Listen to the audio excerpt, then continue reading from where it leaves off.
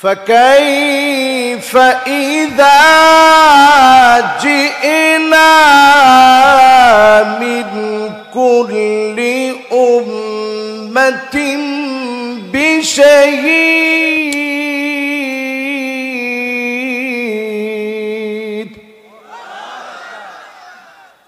وجئنا بك على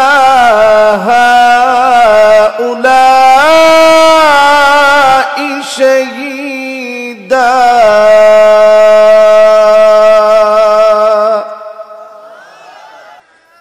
এই আয়াতে কারিমা যখন নাজিল হয়েছে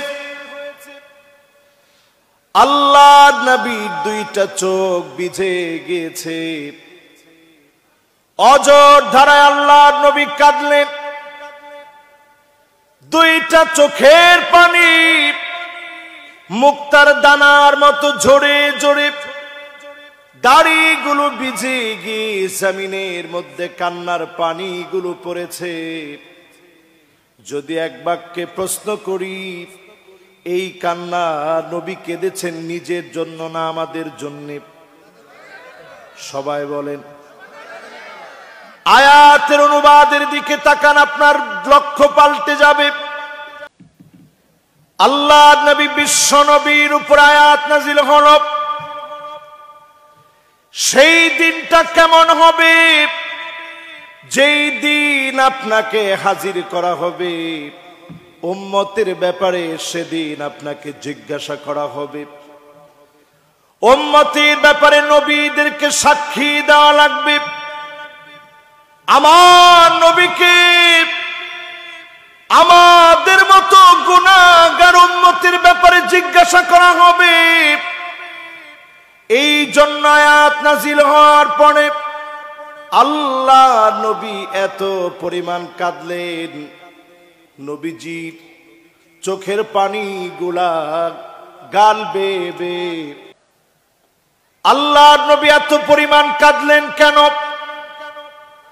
এই জন্য নবীজি কাঁদলেন উম্মতকে জীবনে কোনোদিন নবী দেখেন নাই এই উম্মত কেমন হবে কি করবে উম্মতের ব্যাপারে আল্লাহর কাছে নবীজিকে সাক্ষাৎ হয়ে সাক্ষী দেওয়া লাগবে এই উম্মতের জন্য নবী এত পরিমাণ কাঁদলেন আজকের মাহফিলে যারা বসলে যদি প্রথমে আমি প্রশ্ন করি এত পরিমাণ নবী কেঁদেছেন শুধুমাত্র কেবলমাত্র কাদের জন্য সবাই বলেন দিল থেকে বলেন কাদের জন্য মহব্বত নিয়ে বলেন কাদের জন্য শুধু তাই না দ্বিতীয় হাদিসের দিকে লক্ষ্য করেন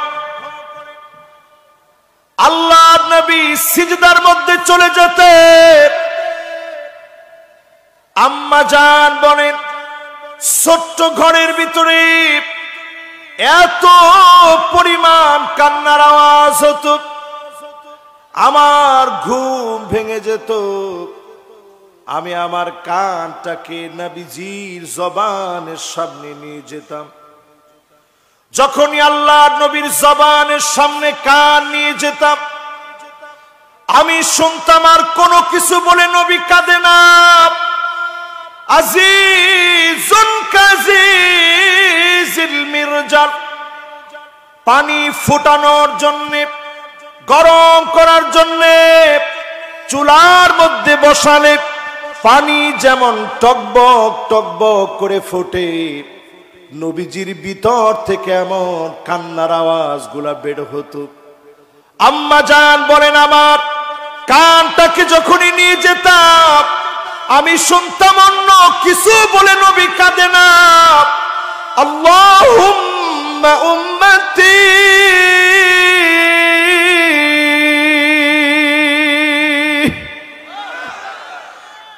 এখানেও নবী শুধু উম্মতি উম্মতি বলে কাঁদতেন তার মানে বোঝা গেল সেজদায় পড়ে নবীজি যাদের জন্য কাঁদতেন তারা কারা সবাই বলেন আওয়াজ করে বলেন কারা এই আমাদের জন্য নবীজি সেজদায় পড়ে পড়ে কাঁদছেন আয়াত নাজিল হওয়ার পর নবীজি কাঁদছেন। এই গেল দুইটা। এবার 3 নম্বরে মিলায় দেখেন, আল্লাহর নবী সাহাবীদের সামনে বয়ান করছেন। সাহাবী নবীর সামনে বসা, যেই সাহাবীরা নবীর জন্য ঘর ছেড়েছে, নিজের জন্মভূমি ছেড়ে হিজরত করেছে, আল্লাহর নবীর জন্য তীর খেয়েছে, আঘাত খেয়েছে, ক্ষুধার যন্ত্রণা সহ্য করেছে, জিহাদের ময়দানে গিয়েছে, এমন সাহাবীরা নবীজির সামনে বসা, আল্লাহর নবী সাহাবীদের সামনে বসে বয়ান করছে। আজকে যেমন আমি আপনাদের সামনে বসে বয়ান করছি, আল্লাহর নবী নিজে বয়ান করছে। আল্লাহর নবী বললেন, ওয়াদিতু লাউ রাআইনা ইখওয়ানানা,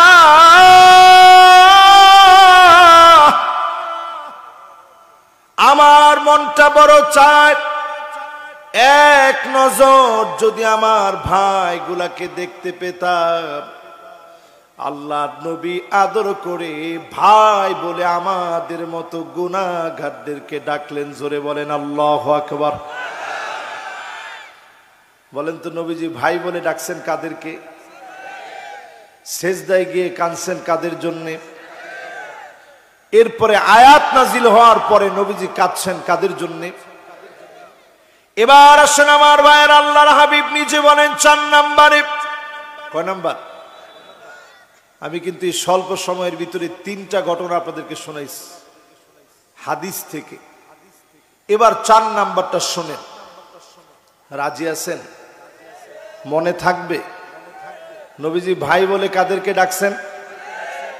আপনাদের এলাকার এমপি সাহেব নাম কি? এটা কোন এলাকা? শৈলকোপা। এটা দেখছেন, এখানে ড্রোনও উড়াচ্ছে। মাশাআল্লাহ। এই ড্রোন কার? এটা তুমি কোন মিডিয়া? হ্যাঁ, ওরে সুবহানাল্লাহ। চিন্তা করছেন পোলাপানের প্রযুক্তি। আপনারা কিন্তু আবার ভয়টয় পায়া থাবা টাবা দিয়েন না। এটা কিন্তু ড্রোন, এই যে উঠতেছে দেখছেন, সব মনিটরিং হচ্ছে।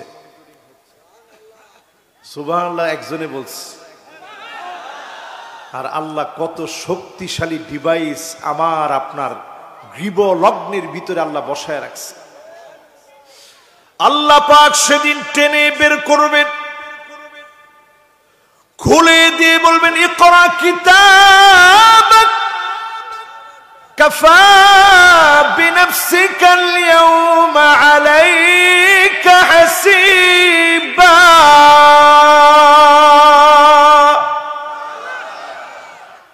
সেদিন আল্লাহ খুলে দিয়ে বলবেন, পর, আজকে হিসাব দেওয়ার জন্য তুই নিজেই যথেষ্ট। সেই দিনটার ভয়ে উম্মত কিভাবে জবাব দিবে? এই জন্য নবী আয়াত নাযিল হওয়ার পরে কাঁদে, সিজদায় পড়ে নবী আমার জন্য কাঁদে। আল্লাহর নবী ভাই বলে আমাদেরকে ডাকেন। মান আমানা বি ওয়া লাম ইয়ারানি, জীবনে কোনদিন আমারে দেখে নাই, না দেখে যারা ঈমান আনবে তারা হবে আমার ভাই, তারা হবে আমার ভাই। এক নজর যদি আমার ভাইগুলাকে দেখতে পেতাম। জোরে বলেন আল্লাহু আকবার। এবার আসেন 4 নম্বরে আমার ভাইরা, আল্লাহর নবী তায়েফের ময়দানে জুতা আটকে গিয়েছে। আল্লাহর নবী জ্ঞান হারিয়ে ফেলেছেন। আল্লাহর নবী অসহনীয় যন্ত্রণার মধ্যে পড়ে গেছেন, জুতা আটকে গেছে রক্তের কারণে। এরপরেও নবী বদদুয়া করেন নাই। আল্লাহর নবী বলেন, দুনিয়াতে কোন জায়গাতে বিপদে পড়ে কিছু আল্লাহকে বলি নাই। এই জন্য বলি নাই কারণ আমার উম্মত বিপদে পড়বে। ওয়াহিয়া নাইলাতুন ইনশা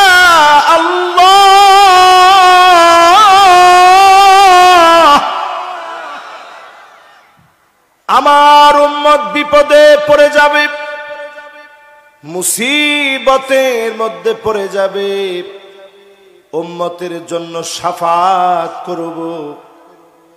আল্লাহ যেন উম্মতকে মাফ করে দেন, এই জন্য নবীজি আল্লাহর কাছে বিপদে মুসিবতে পড়ে কখনো দুআর সুযোগটি শেষ করেন নাই।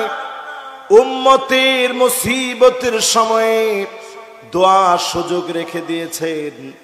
নবীজি শাফাত করবে, দলে দলে উম্মতকে যিনি জান্নাতি বানায় দিবেন তিনি কে? 4 নাম্বার শেষ। এবার কয় নাম্বার? আপনাদের সবার কি মনোযোগ আছে ইনশাআল্লাহ? সবার বলতে পারবেন যা যা বলছি? বলেন তো, সূরা নিসার কত নম্বর আয়াতের তাফসীর শুনতেছেন? সুবহানাল্লাহ। এই মাহফিলে যতজন শ্রোতা বসছেন, আমার এখন কলিজা ভরে গেছে। একটা লোক অমনোযোগী নেই। বলেন তো দেখি কত নম্বর আয়াতের তাফসীর চলছে? এবার আমার ভাইয়েরা 5 নম্বরে খেয়াল করেন। কয় নাম্বার? আমি আপনি পুল সিরাত পার হতে যাব, কত লোকের হাত কেটে জাহান্নামে পড়ে যাবে, কত লোকের পা কেটে জাহান্নামে পড়ে যাবে, কত লোকের মাঝখান থেকে কোমর থেকে কেটে জাহান্নামে পড়ে যাবে। হামাগুড়ি দিয়ে লোকটা পার হতে থাকবে। সেই সময় আল্লাহর হাবিব বিশ্ব নবী আমার পুল সিরাতের কিনারায় দাঁড়ায় থাকবে, বারবার আল্লাহকে ডাকবে আর বলবে, ইয়া রব্বি সাল্লিম, ইয়া রব্বি সাল্লিম। ও আমার আল্লাহ,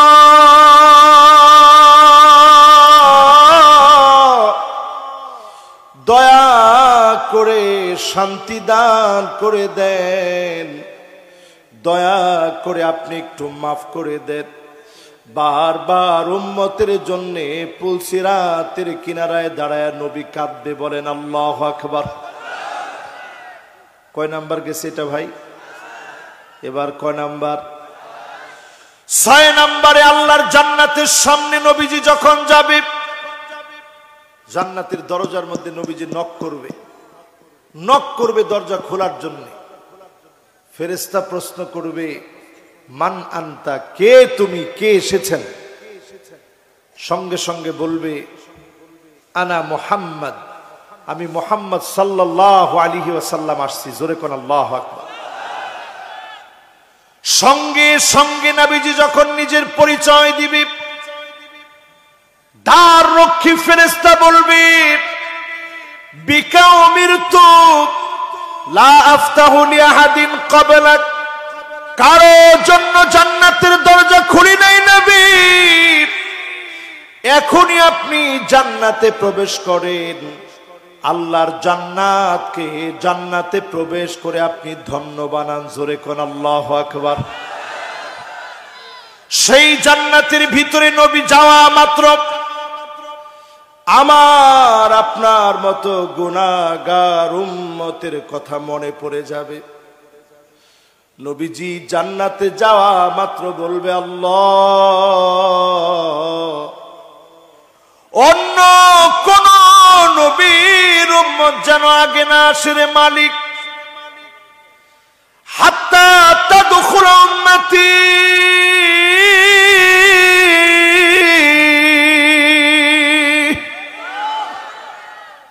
আগে যেন আমার উম্মত গুলা আসে।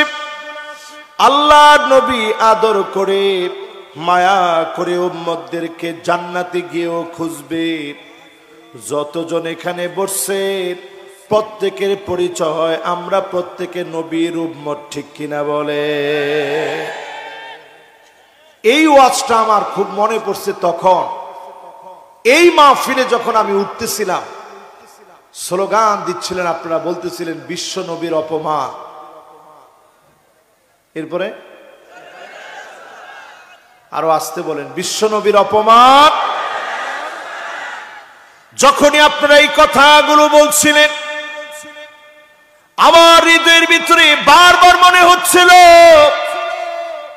এত পরে আমরা আসলাম, জীবনে কোনোদিন নবীরে দেখি নাই, না দেখে যেই লোকটা নামাজ পড়ে না সেও নবীজির জন্য পাগল পাড়া। ঠিক কিনা বলেন? হয়তো নামাজ পড়ে না, কিন্তু যখনই মিছিল করা লাগে ওই লোকটাও রক্ত দেওয়ার জন্য ময়দানে চলে যায়। ঠিক কিনা বলেন? এই স্পিরিট যদি আজকে আপনি বুঝে জাগ্রত করতে পারেন, বুঝে শুনে যদি জাগ্রত করতে পারে, এই মাহফিল থেকে উঠার আগে আমাকে আপনাকে আল্লাহর গোলাম নবীর উম্মত বানায় যিনি কবুল করবেন তিনি কে? কয় নাম্বারটা বলতেছিলাম খেয়াল আছে? সবাই বলেন আর জোরে। এবার 7 নাম্বার শুনেন আমার ভাইরা। আল্লাহর জান্নাতে 120টা কাতার হবে।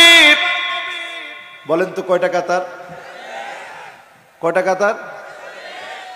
মাশাআল্লাহ, 120টা কাতার হবে জান্নাতের ভিতরে। আল্লাহর নবী বলেন, সামানুন মিন উম্মতি,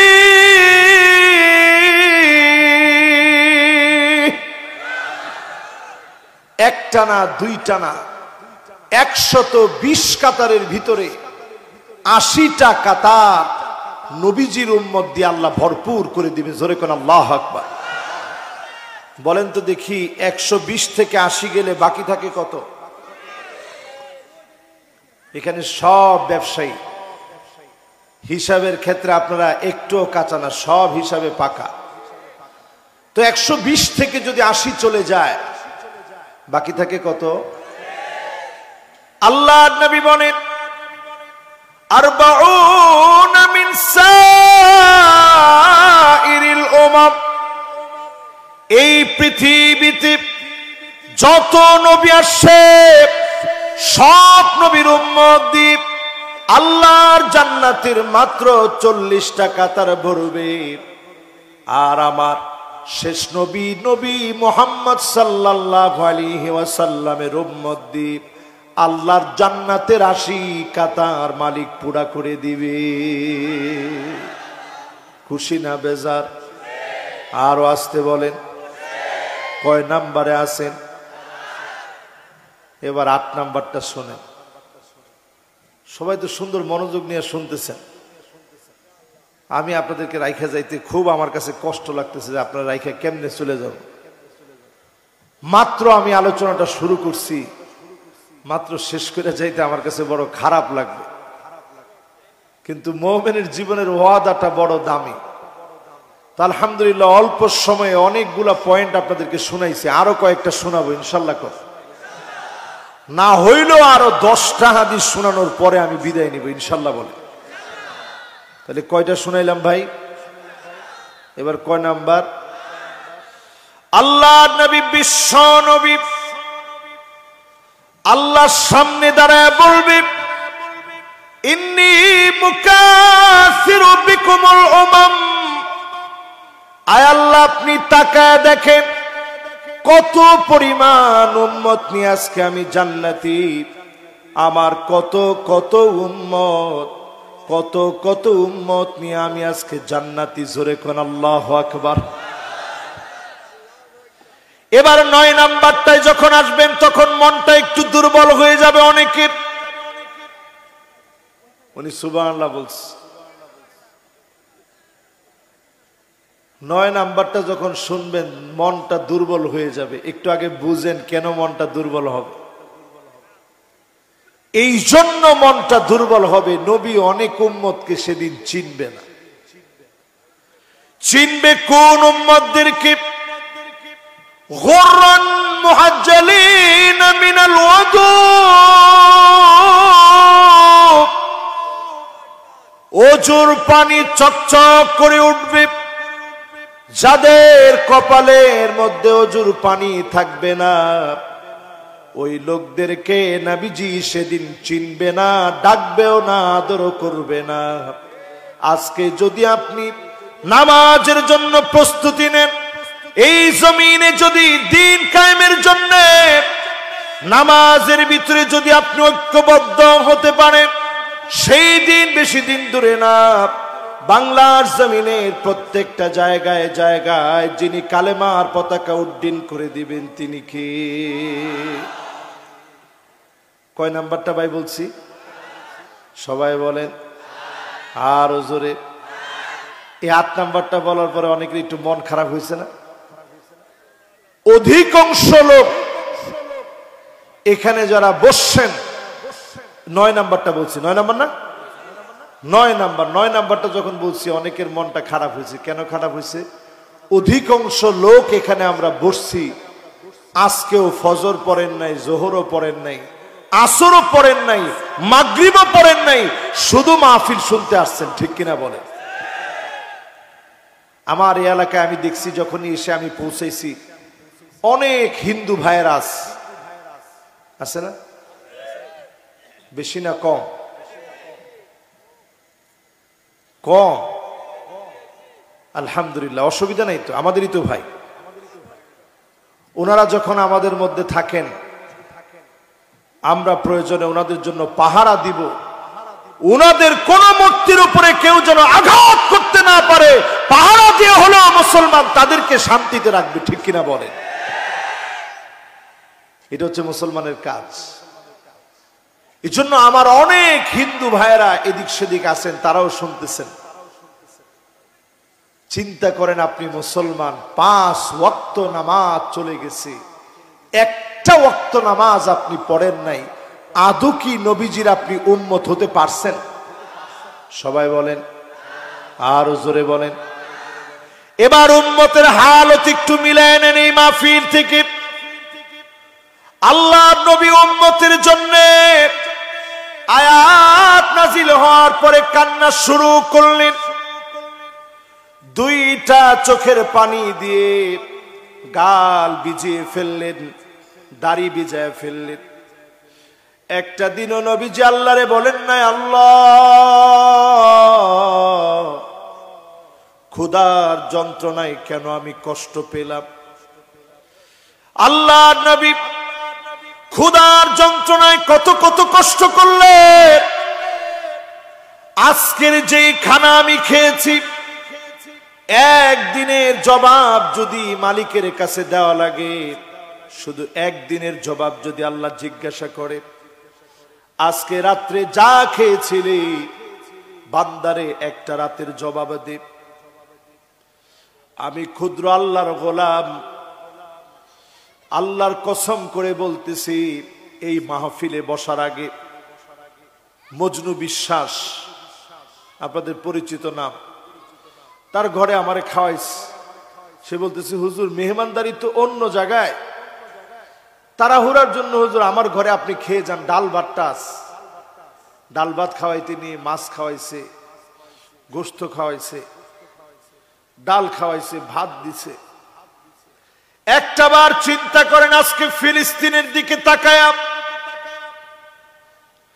জমিনের শ্রেষ্ঠ মুজাহিদ, এই জমিনের শ্রেষ্ঠ মুজাহিদ ফিলিস্তিনের মুসলমানেরা আজ পাখির খাবার গরম করে লিকুইড বানায়া মুসলমানদেরকে দেওয়া হচ্ছে, মুসলমান খাচ্ছে।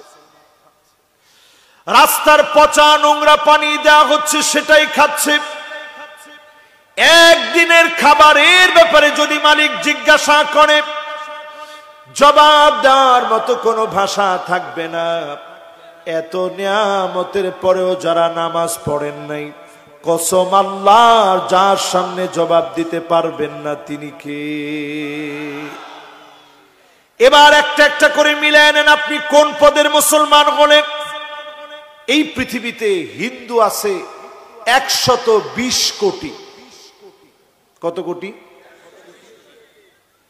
বর্তমান পৃথিবীতে মুসলমানদের সংখ্যা 190 কোটি, 200 কোটির কাছাকাছি। খ্রিস্টানদের সংখ্যা 240 কোটি। তারা শুধু তাদের ধর্ম প্রচারের কাজে প্রতিদিন যে বিমানগুলো উড়ায়, লক্ষ লক্ষ না কোটি কোটি টাকা প্রতিদিন তারা খরচ করতেছে শুধুমাত্র তাদের ধর্ম প্রচার করার কাজে। এত কিছু করার পরেও তারা নিজেরা বলছে, পিআরসি একটা জরিপ তারা চালিয়েছে, এই জরিপ চালিয়ে তারা বলতেছে 2050 পর্যন্ত যদি এই দুনিয়া টিকে সবচেয়ে বেশি হবে মুসলমানের সংখ্যা। জোরে কোন আল্লাহু আকবার। আজকের মুসলমানেরা একটু চিন্তা করেন, আমার সংখ্যা দিন দিন বাড়ছে, আমার দিনদারি দিন দিন কমে যাচ্ছে। এমন মুসলমান আমি হইছি, স্বামীকে বেঁধে রেখে স্ত্রীকে ধর্ষণ করা হয়েছে। আমার দেশের শিক্ষিত মহলে জগন্নাথ বিশ্ববিদ্যালয়ের এই ঘটনা সারা কোন জায়গা, জাহাঙ্গীরনগর বিশ্ববিদ্যালয়ের এই ঘটনা সারা বাংলাদেশে তুলপাড় ফেলে দিয়েছে। পশ্চিমা পৃথিবীর যে অনুকরণ আমরা করছি, এগুলো মানুষের চক্ষু শীতল করতে পারে না। চক্ষু শীতল হওয়ার জন্য মুসলমানদেরকে কোরআনের ছায়াতলে আসা লাগে, ঠিক কিনা? এই মাহফিলে আমার ভাইরা যতজন বসলেন, একটুখানি মিলায়া দেখেন আপনি কোন দিকে যাচ্ছেন, কোন মুসলমান আপনি হওয়ার চেষ্টা করছেন। আল্লাহর নবী বলেন এমন মুসলমান হবে লা তাকুমুস সাআতু, এই দুনিয়া একদিন শেষ হয়ে যাবে রে উম্মত, হাত্তা তুত্তাখাদাল মাসাজিদু তুরুকা, মসজিদের সামনে দিয়ে রাস্তা হবে, ওই রাস্তা দিয়ে মুসলমানের ছেলেরা হেঁটে হেঁটে চলে যাবে নামাজ পড়ার জন্য। মুসলমানের ছেলেরা মসজিদে যাবে না, ঠিক কিনা বলে? তার মানে বোঝা যায় এই এলাকার মানুষ নামাজ একটু বেশি পড়ে। কারণ আপনারা যে আসতে ঠিক বললেন, একটু বলেন তো দেখি, মসজিদের সামনে দিয়ে হেঁটে চলে যায়, নামাজ পড়ে না, এমন মুসলমানের সংখ্যা কম না বেশি? তো এখন তো আবার জোরে ঠিক বললেন, আবার বেশিও বললেন। যদি আমি জিজ্ঞাসা করি কত পার্সেন্ট লোক বাংলাদেশে এখনো নামাজ পড়ে না, পার্সেন্টেজ কত হবে?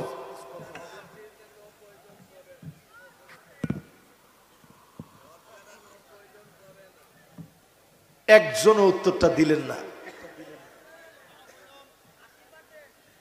যারা 80% বলছেন, তারা 20% লোক আজকে ফজর পড়ছে, 20 জন আপনি দেখছেন। ফজরের নামাজের সময় মুসল্লি কয়জন? সবাই কোন কয়জন? হাইরে মুসলমান, একটু চিন্তা করেন, জুমার নামাজের মুসল্লি না, ফজরের নামাজের মুসল্লি, মুনাফিক চেনার মুসল্লি। এই নামাজে যারা নামাজি হতে পারে তারাই প্রকৃত পক্ষের নামাজি, ঠিক কিনা বলেন? তাহলে কত পার্সেন্ট?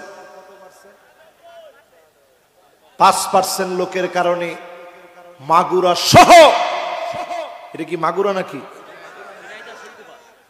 ওরে সুবহানাল্লাহ, এটা এমন একটা জায়গা, এটা মাগুরাও না, ঝিনাইদহ না, কোনোটাই না। আবার রাজবাড়ী, দেখছেন কতগুলা জেলার একেবারে মোহনা, কিন্তু এটা ঠিক না ভাই? তো এইটা হচ্ছে ঝিনাইদহের আজকের এই মাহফিলে যদি আমি এক বাক্যে প্রশ্ন করি, এই বিশাল আয়োজনে মুসলমানের সন্তান নামাজ পড়লেন না, আপনি কি আদৌ মুসলমান হইতে পারছেন? জোরে বলেন। এইবার আল্লাহর নবীর দ্বিতীয় হাদিসের দিকে তাকায় দেখেন, এমন সময় উম্মত ধ্বংস হবে, হাত্তা তাকুনাল ইসলাম গরিবা, ইসলামের নাম নিলে মারা হবে, জায়গায় জায়গায়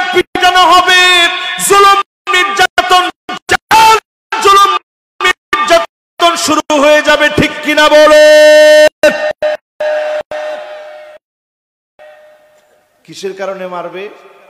ইসলামের নাম এখন রক্ত ঝরতেছে সব জায়গায়, মুসলমান শুধুমাত্র কালেমার কথা বলে।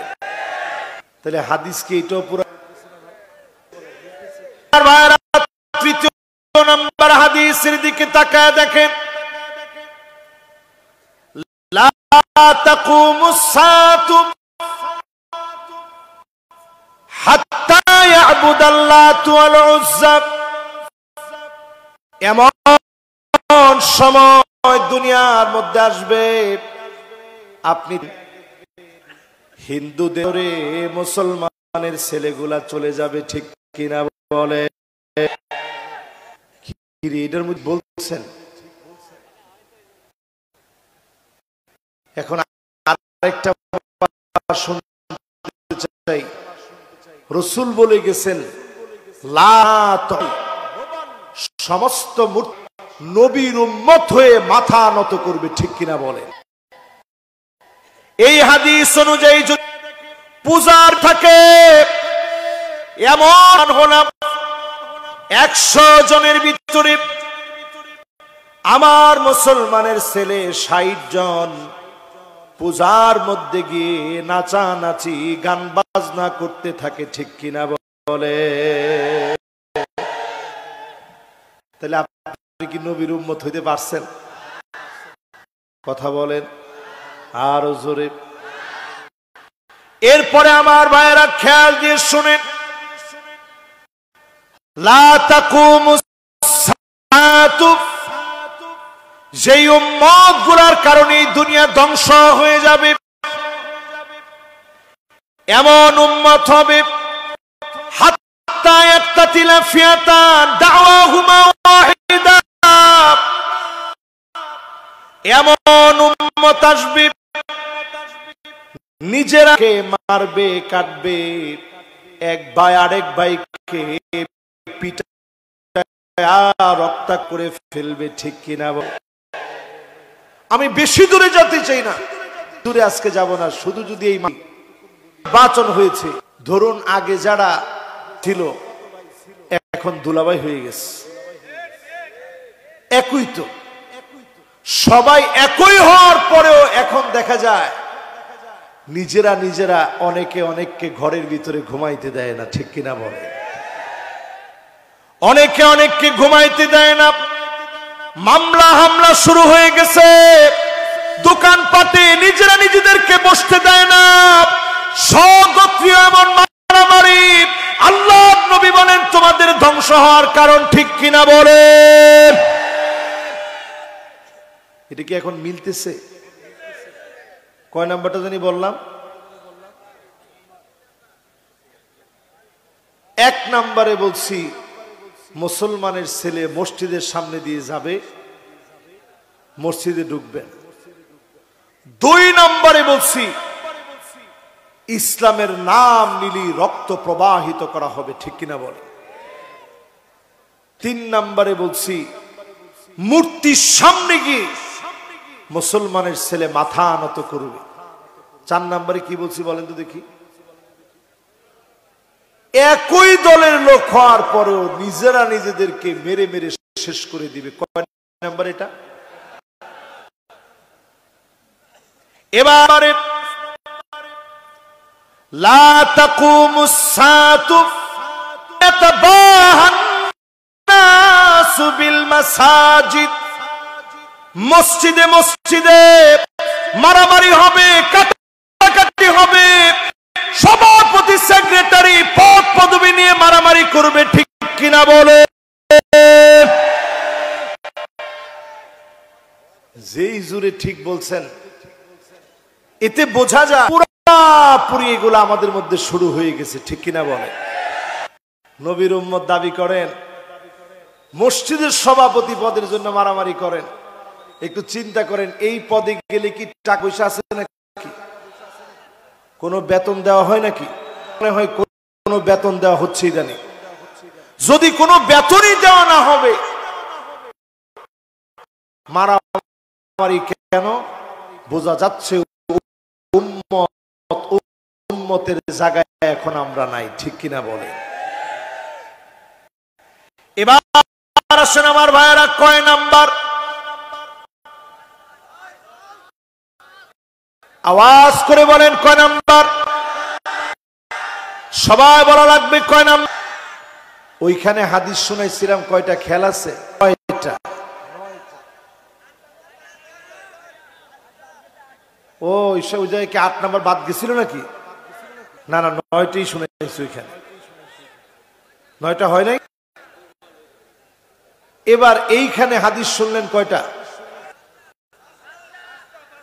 5টা শেষ। 6 নম্বরে আল্লাহর হাবিবের উম্মতেরা শুনেন, যুবকরা বিশেষ করে শুনেন। ও আমার যুবকেরা, এই মাহফিলে যত বসা আছে, পৃথিবীটা পরিবর্তন আসতেছে, বেশি দিন দেরি নেই। একটু আফগানিস্তানের দিকে তাকায় দেখেন, আফগানিস্তানের দিকে তাকায় দেখেন। যেই আফগানিস্তানে দিনের পর দিন আমেরিকা রক্তাক্ত করেছে মুসলমানদেরকে, হত্যা করেছে নির্বিচারে, যে আফগানিস্তানের নাম আজকে থেকে 5 বছর আগে বাংলাদেশে ঝামেলা হয়ে যেত, সে আফগানিস্তান এখন পানির কোলা পৃথিবীতে দেখায় দিছে। 7 Up, Sprite, Fanta, Coca Cola সবগুলাকে পানির কোলা দেখায় দিস করতে পারে। জোরে করে আল্লাহু আকবার। সারা দুনিয়াকে দেখা দিয়েছে ইসলামী পার্লার গুলা সব বন্ধ করে দিয়েছে।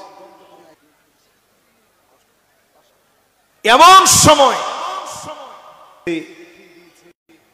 এই পৃথিবীতে ইমারত ইসলামী কাকে বলে সব বন্ধ করে, বুরু প্লাগ, অনিসলামিক সাজসজ্জা সব নিষিদ্ধ করেছে। ব্যবসা করতে গিয়ে মেয়েদের পুতুল আপনি লটকায় রাখবেন, পুতুলের উপরে আপনি পোশাক পরাবেন, ওইটা থেকেও যৌন সুশ্রী আসতে পারে, এজন্য পুতুলের মাথাও কেটে দিছে। জোরে করে আল্লাহু আকবার। পৃথিবী একটা বিজয়ের দিকে যাচ্ছে। খেয়াল রাখবেন, যেইখানে যত ফোঁটা রক্ত পড়বে, এর রক্ত কণিকার মধ্য দিয়ে ইমারত ইসলামের বৃক্ষ তরতর করে গজিয়ে উঠবে। কোন জালেম আটকায় দিতে পারবে না, পারবে না এবং পারবে না।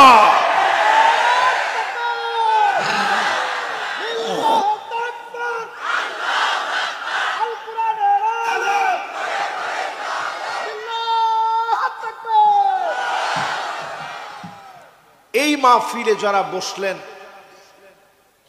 একটু চিন্তা করে দেখেন তো, আফগানিস্তানের ছেলেদের সঙ্গে আমি পড়াশোনা করছি মিশরে 5 বছর, 127টা দেশের ছেলেদের সঙ্গে পড়ছি। পড়তে গিয়ে দেখছি এমনও ছেলে আছে যাদেরকে জিজ্ঞাসা করছি, তুমি আফগানিস্তানে কেমন ছিলা? সে বলছে, দিনের পর দিন আমার এমন সময় গেছে 3 বেলার 1 বেলাতেও কোনো খাবার খেতে পারিনি। সকাল কোন দিক দিয়ে হয় আমি দেখি নাই, সন্ধ্যা কোন দিক দিয়ে আসে দেখি নাই, রাত কেমন বুঝি নাই। এমন জুলুমের শিকার মুসলমানরা হয়েছিল। রক্তের নাজরানার কারণে সে আফগানিস্তানে কালেমার পতাকা যিনি উড্ডীন করে দিয়েছেন তিনি কে? এজন্য যুবকরা, তোমাদের দিকে আমাদের আগ্রহ। বাদা আল ইসলামু গরীবান ওয়া সায়াউদু গরীবান তুবা লিল গুরাবা। ব্যতিক্রমদেরকে দিয়ে ইসলাম এই পৃথিবীতে আসছে। তুমি নিজেরে ব্যতিক্রম বানাও, তোমাকে দিয়ে ইসলামকে যিনি বিজয়ী বানায় দিবেন তিনি কে? রাজি আছেন ইনশাআল্লাহ? সবাই বলেন রাজি আছেন ইনশাআল্লাহ? 6 নম্বরে শুনেন আমার ভাইয়ের, আল্লাহর হাবিব বলেন, লা তাকুমুস সাআতু ততদিন পর্যন্ত এই দুনিয়া শেষ হবে না রে উম্মত। হাত্তা ইয়াকতুলা জারাহু, প্রতিবেশী প্রতিবেশীকে মেরে ফেলবে, প্রতিবেশী প্রতিবেশীকে হত্যা করে ফেলবে। এখনকার সময়ে এগুলা হয় না? হয় না? জোরে বলেন, হয় না? হয় না? বাজারে আপনি দোকানদারি করেন, কোথাকার চ্যাংরা নেতা এসে বলে তোরে যাতে বাজারে না দেখি। কিরে বাজারটা কি তোর? জোরে বলেন, বাজারটা কি তোর? আপনার দেখলেই বলে তুই এলাকায় থাকিস না, তুই চলে যা এলাকা থেকে।